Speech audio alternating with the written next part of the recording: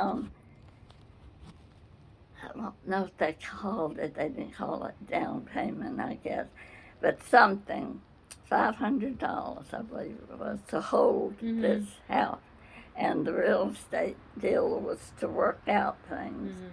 And we were to talk to him, I think the next day or 2 days later. Might have been a few days.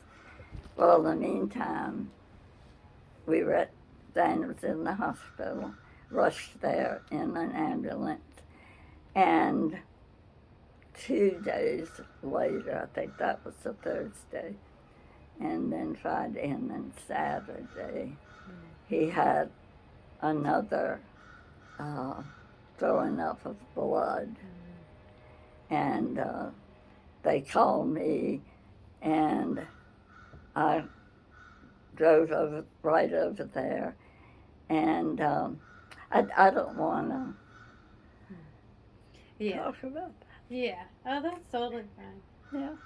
Anyhow, we found the house on North Elm Street, and then a brick house, and he chose the brick house, even though it was farther away from Mother. Maybe that's why. Yes. Later on, I think I suspected a little further down the street. Yes, yeah. It was it was a nicer house, too. But anyhow, we had to get in touch with the real estate person and say, the man who signed that agreement is dead. So that was nothing. So then I went to the other real estate deal and asked if the one on North Elm, which was much cheaper, smaller, not brick, was still for sale. And that was something I knew I could do. We lived with Mother for a while, you and me, and Not we me. stayed there. My mom. In the big house, and y'all had the room with the twin beds, I guess, upstairs. And I knew I couldn't deal with Mother on a daily basis about how much I was going to spend and saving every little thing in the refrigerator and little saucers, and you just wanted to throw it away, but you didn't dare. So I decided that house was still for sale. It was right across the street from the Catholic school, where y'all were ready to go pretty soon. You were 3 years old and 4 years old, I guess, when Jane died. So we moved into that house, me as a widow. And the next year, the assistant pastor came to talk to me about forming a group. He said, we've got a youth group and we got old people's group, but we don't have anything in between. So we decided we would do that for single people between 18 and 25 or something like that. And that's when I met Frank. Okay. Well, how would you describe Van when you think of his personality? Oh, very in charge, very dependable. You feel safe. I just felt like, oh, okay. He found every one of those houses without consulting me. I mean, I thought that's the way things were. Yeah.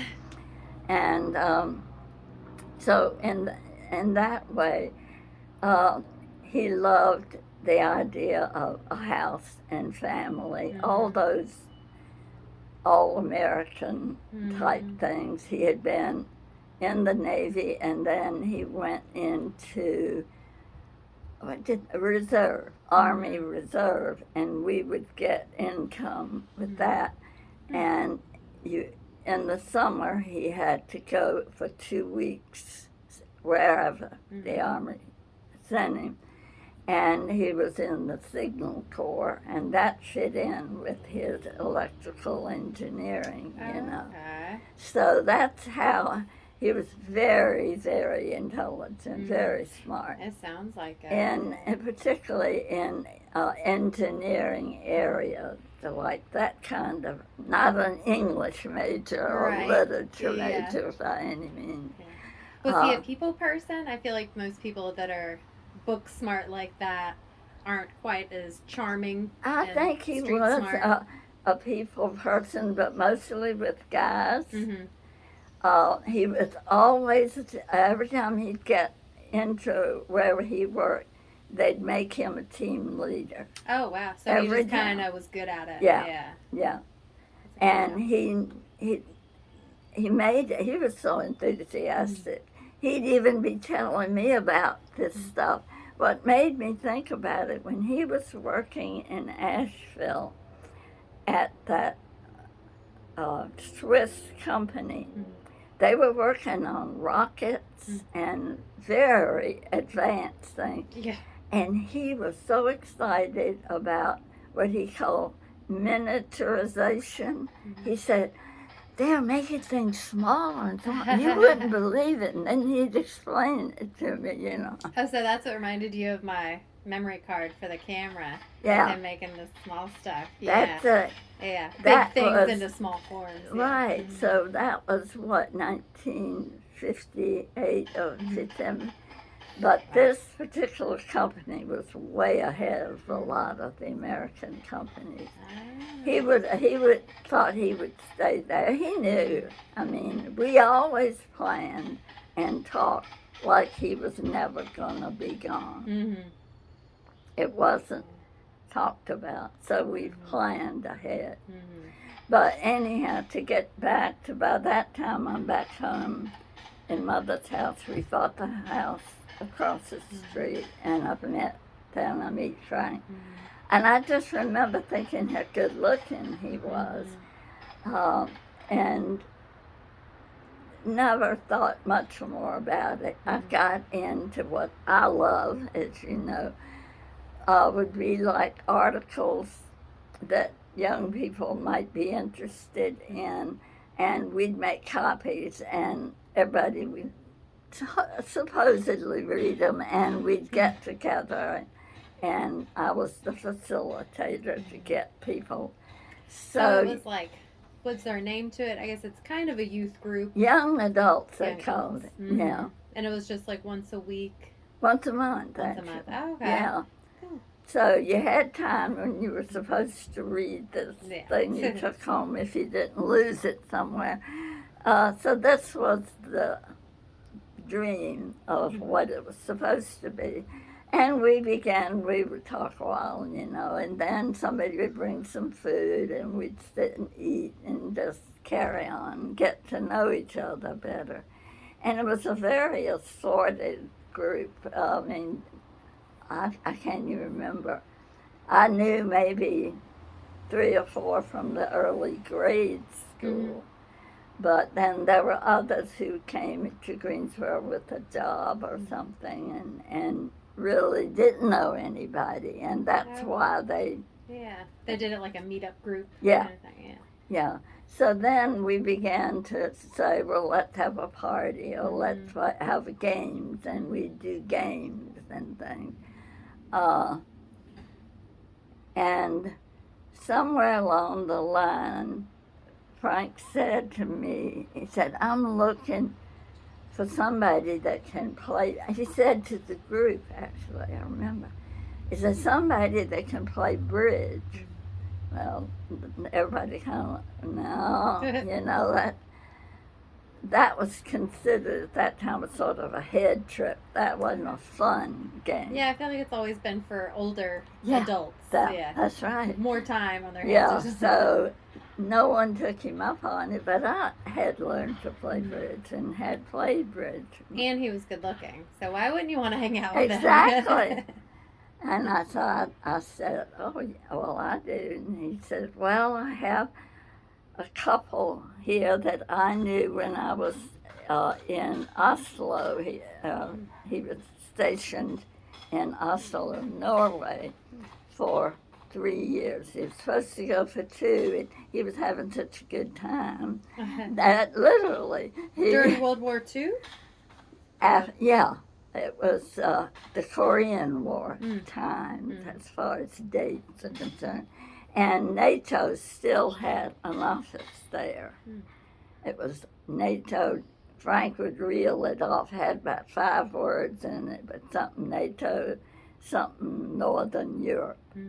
And that was, so in that was British people, Norwegian, of course, and a Danish fellow that he got real close to. And then the women that worked in the office, they were civilians. I was trying to think of the word, that had jobs there. So they would party, he said. That was he said his teenage, he got to do. Yeah. And he learned to ski, but he wasn't good at it. He said, I just fall over. So he said, I would be the person that had the drinks mixed for when they came in cold. We would have a hot toddy party or something. So, That's cute. He broke his ankle, I think. Oh, And at he least broke he something. knew what he was good or what he wasn't good at. Yeah. Least, yeah. He was not athletic Mhm. type, I guess, if you call it. So anyhow, we started going. He would pick me up and go to this couple's apartment, and they were delightful. But they were real bridge players. So boy, I started paying attention because I had been playing with women, and we talked half the time. Right, yeah, it goes pretty and slow. played occasionally. Or with my family, which were cutthroat in games, my brothers and sisters. Well, Jean never played, and she didn't like games at all. Wouldn't even try. So anyhow, I would say a year later, it took that long, I think. That I realized, it's him. It's not just going to places where I can be a couple again. That I was in love with Frank himself. Did you feel like you had to take it slow at first? Since Yeah. you were newly widowed-ish? Yeah. All I could think of was how am I going to raise these 2 girls and take care of a house. Well, I didn't do good at either one, really. I was too hard on the girls, I think, trying. If I had order, I could deal with it. So that meant they had to be obedient, Thank goodness there was 2 girls that lived next door. And they played together either in their yard or our yard, and each mother would take care of them or correct them. Get you a break. Yeah. So I think that was definitely a blessing, I mean, I didn't know 2 girls lived next door when I bought the house. Yeah. I just knew that school was across the street. So when when the girls got ready to go. My mom will watch this. It's like you're talking to her. Okay. There was a security guard. I guess the school paid for her. And she'd see y'all come out of the house, the second house from the corner. Well, Pat had to go alone, of course, the first time, to kindergarten. And she would take care that you because you had to cross Cornwallis one way and then cross North Elm the other way. And there wasn't that much traffic then as it got to be later on. So I felt very safe, you Mhm. know, and I knew and you would wave by, why can't I go, you know? And I mean, Susan would. Yeah. That'll have to, that throws me every time because I'm taking myself back where, Right. Yeah, yeah, and you're picturing them. Yeah. yeah, Totally. yeah. So, and then the next year, Susan followed right behind Pat. So, um, Ooh, I think I got it. Oh, cool. Still recording. of course, if I would mention, or when he came to the house, I remember none of the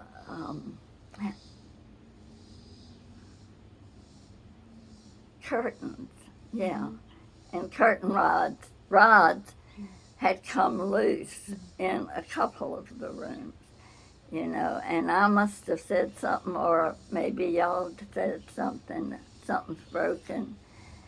But he kept saying, well, I can fix that. Mm-hmm. He loved to, as you know, Yeah, loved to fix that's his things. thing. Yeah. Yeah. So that was occasion then. It wasn't just talking to that couple and talking about bridge on the way home or something. I would say, well, I'll fix supper if you want to stay. Come early. So he would go to work because I don't think Frank Rogers ever missed a day of work. Mm-hmm. I mean, he didn't think you, Mm-hmm. and that's why he was hard on his staff, because he just didn't think anyone Yeah. you went to work. Yeah. What did he do? He got a job in Greensboro. That's why he came to see his sister who lived here then, and lived with her. And he thought, well, I'll look for a job while I'm there. Maybe he just wanted to get out of King Street, I think. And so he saw an ad in the paper for an insurance adjuster and the company name. So I remember him telling me, I'm going to go over and interview for this job. I'm beginning to think I might stay in Greensboro. So he only had a room, I think, on Smith Street at that time. So then when he was working, he got the job right away. They jumped on him. First of all, the college degree, I think, at that time made a difference. What was his degree in? Political science. Oh, nice. He wanted to be in foreign service and go back Yeah. to Northern It was Europe. party. Yeah. By that time, several of the group had married. You know. Oh, wow. Yeah. Cool. The one that he was extra friends with from Denmark, they got married, and he went out of the service, whatever his service is called, and they went back there. So he had kept in touch with them, and one of the women, young women, came to Greensboro to visit him. And I think that's probably when I knew that, hey, You're like, he's who my guy. is this? Yeah. Yes. You're just a visitor. I remember being, a little bit upset about that. I didn't pay that much attention to how I felt then. You weren't living together or anything by that point? Oh, no. Oh, my.